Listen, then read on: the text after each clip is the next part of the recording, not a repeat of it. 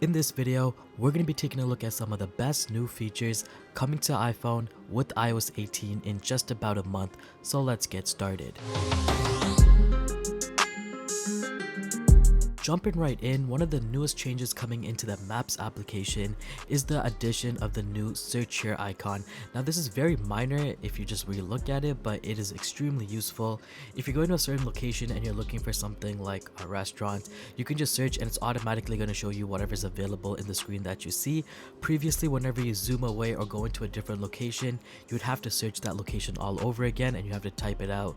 But now in iOS 18, there's going to be this new search here icon. So whenever you're going into a new area, it's automatically going to pop up this icon and you can just search it for other locations directly in the visible zone that you're looking at right now, which is really useful and it's a welcome change in iOS 18. Next, we're finally getting the option to record videos while you're listening to music on your iPhone without it having to pause all the time. So now when you go into the camera, you can start recording and the music that you're listening to will continue to play in the background and it's going to pick up in the video as well. So if you're reacting to something and you want the audio from whatever you're listening to, that can be directly recorded in the video on your iPhone. To turn this on, you want to go into the settings, camera, and you want to go into the new record sound section, and there's going to be an option to record the sound in stereo or mono, and then you have the button to allow audio playback whenever you're recording a video, and this will pretty much prevent it from pausing whatever you're listening to while you're recording a video. In iOS 18, Apple's also combining the calendars and reminders somewhat together. Now they're still going to have their separate applications, but they're going to be working together. So whenever you have a reminder set up, for example, I have the reminder set up right now, which is going to happen every 2 weeks.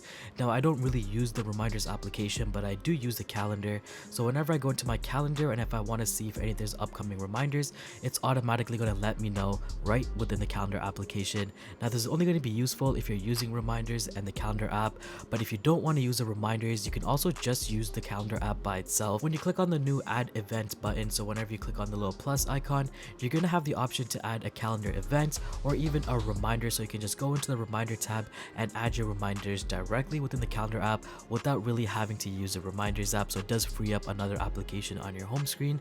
But I gotta say, ever since this feature is available, I have been using reminders just because it syncs up right within the calendar application. In iOS 18, Apple is finally giving the ability to lock applications. So if you ever want to lock a certain app with Face ID, you can now do that. You can just short hold on the icon and then there's going to be a new option for it to require Face ID. And if you have this set up, it's automatically going to lock the application. So whenever you try to go into this application, you're going to need Face ID for it to work or it will not let you go through. And that's a nice little feature that Apple's adding to lock applications, which is a little bit more private. iOS 18 is also introducing a brand new app to the iPhone, which is the Passwords app. So you no longer have to go into your settings keychain to find a password. There's going to be a dedicated app, so if you just go into the passwords, there's going to be different sections for all your passwords, if you have code saved, if there's any security risks, as well as your Wi-Fi password and passkeys, and it's all going to be found in this one application. So you no longer have to go through the settings and go through all the options. You finally have an app for it. Next, we have one of the biggest new features coming at tvOS 18, which is Insight, and this is actually available on iOS 18 on your iPhone as well, and it only currently works in the Apple TV application. So if you're watching any TV shows or movies, there's going to be a new Insight icon, and once you click on that, it will automatically show you the cast members that's on screen right now, and if there's any music playing, it's automatically going to trigger Apple Music to see what kind of song is playing. So if you're interested in the artist or the cast, you can actually see that in Insight, and if you want to see what the song is playing, you also have that information available and you can directly open that in Apple Music. And this is one of the biggest features coming to the tvOS, but it's also available on your iPhone with iOS 18 in the Apple TV app. Next, we have a new feature coming into the Notes application. So if you're an avid Notes user, this could be really useful. You finally have the option to record audio directly within the Notes application. So when you want to add an attachment, there's going to be a new tab for record audio, and you can record audio directly into the Notes app on iOS 18 on your iPhone. And finally, we have a new accessibility feature coming in iOS 18, which is vehicle cues, and it pretty much prevents motion sickness while you're using your iPhone in the car. This is automatically going to be enabled whenever you're in a moving car, as long as you have that accessibility feature turned on.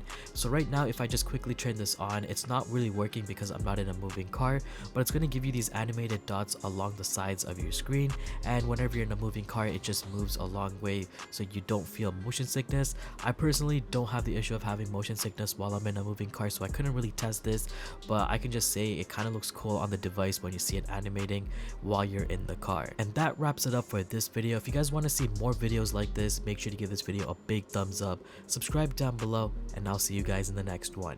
Peace.